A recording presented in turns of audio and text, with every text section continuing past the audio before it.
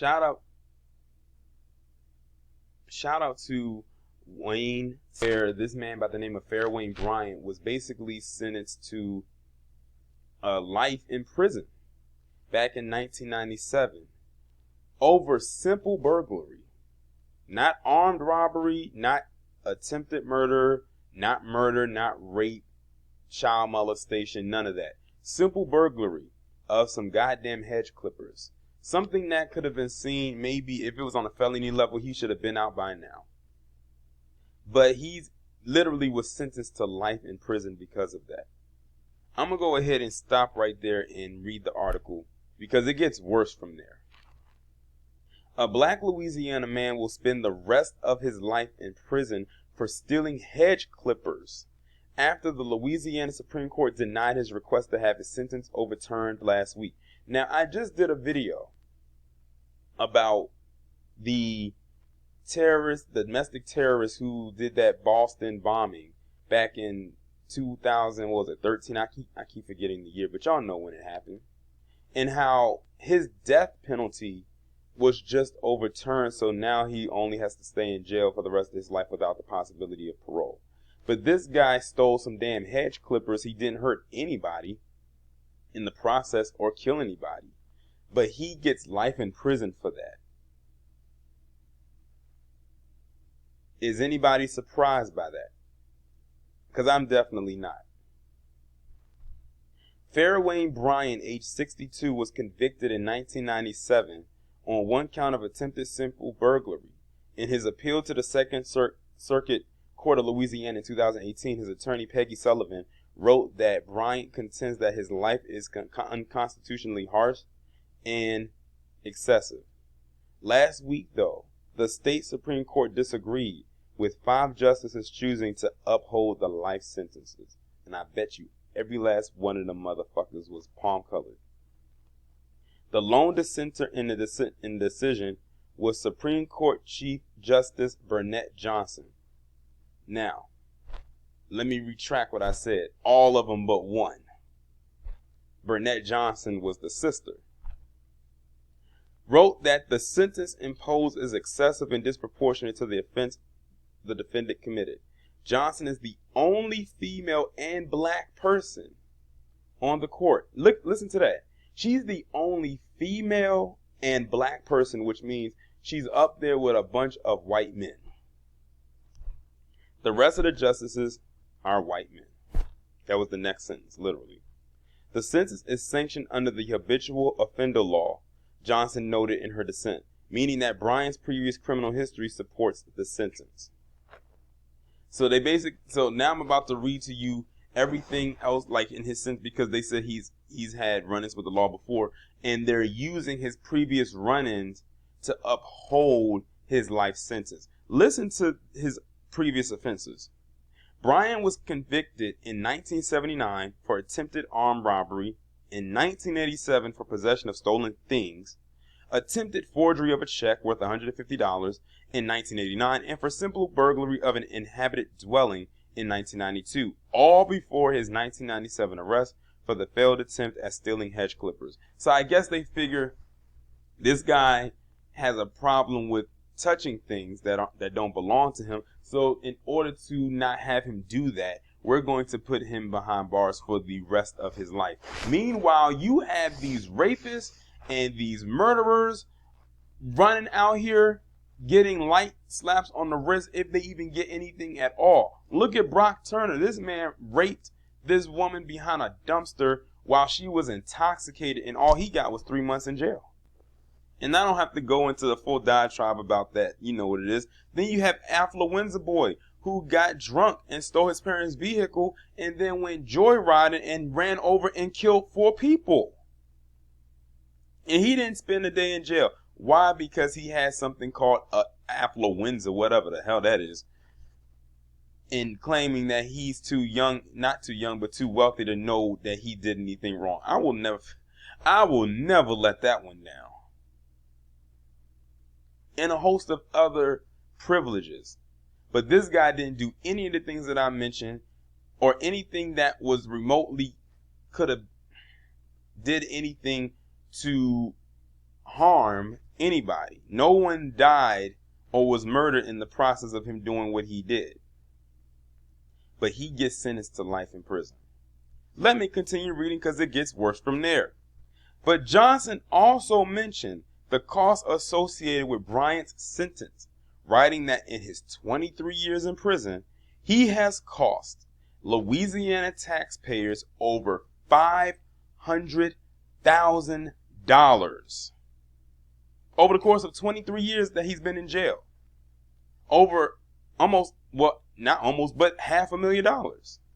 And if they keep him in jail, it's going to cost them more money. This is why they need those prisons filled, for a couple of reasons. One, because they need that prison labor, and two, they want to rob the taxpayers, because that a lot of the times, well, all the time, our taxpayer dollars are going to those prisons to keep them up. That's why the prison industry is such a big industry. It's crazy because the United States as a country, as an establishment, only makes up like 4.25% of the global population, but their prison population is extremely high. As a matter of fact, I think the US has the highest prison population out of any other nation on the planet.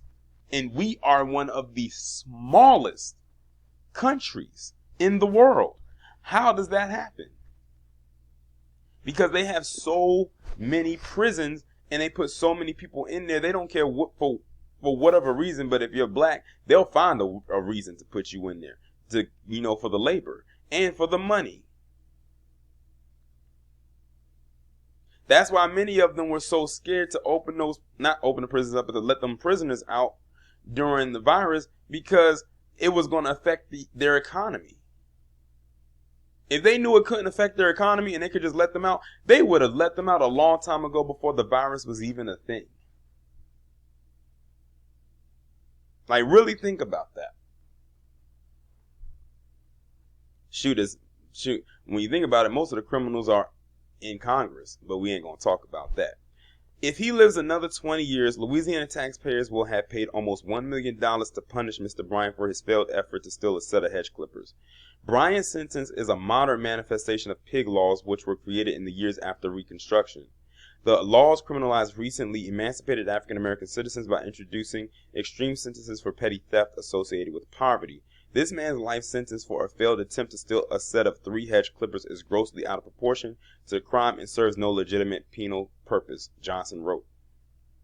While Johnson said she would grant the appeal, 5 justices denied it and 1 abstained.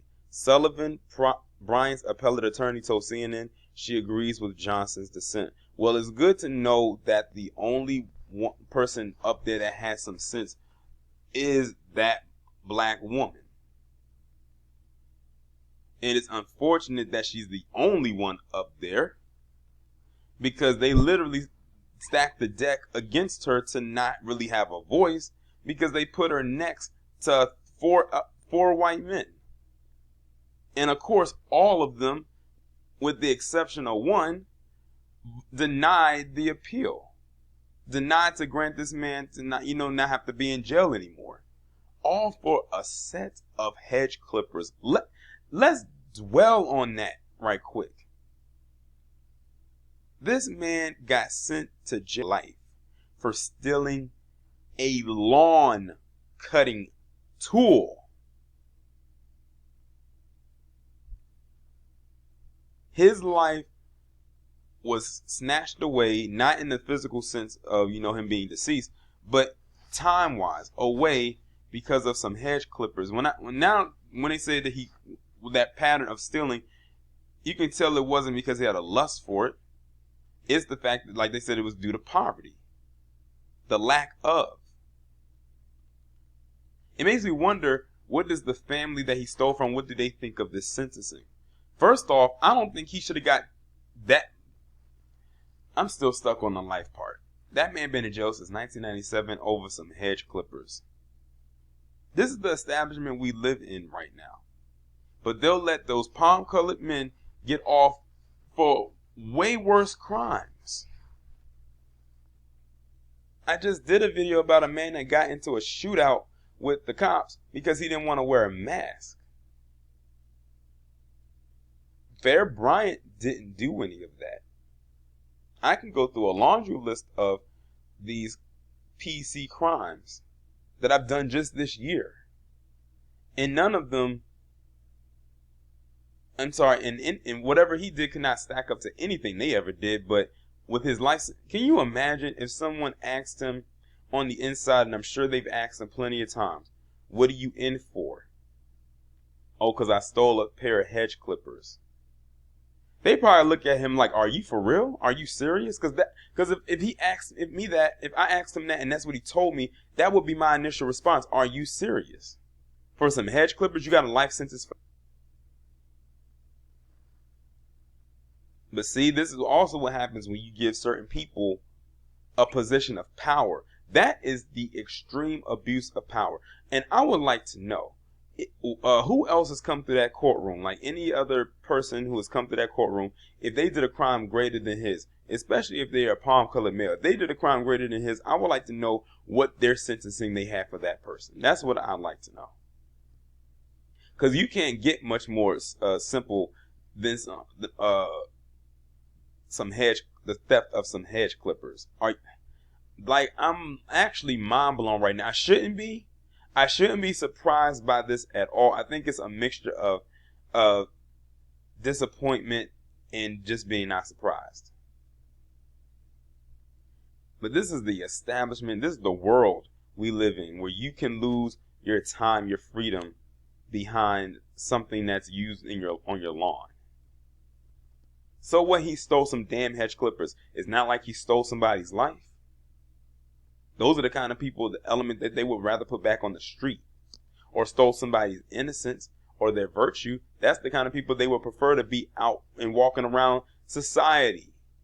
But a complete danger and menace to society is one who stole some damn Hedge clippers. That excuse me. That's the danger to society.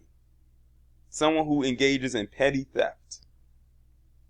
But see, here's the thing. Whenever it comes to black men, something like that, they have to over embellish it to make it seem like it's this extreme crime. Anybody who looks at this and feels that this man deserves a life sentence for that, I wish you could trade places with him. And I would sentence you to life in prison for being a jackass.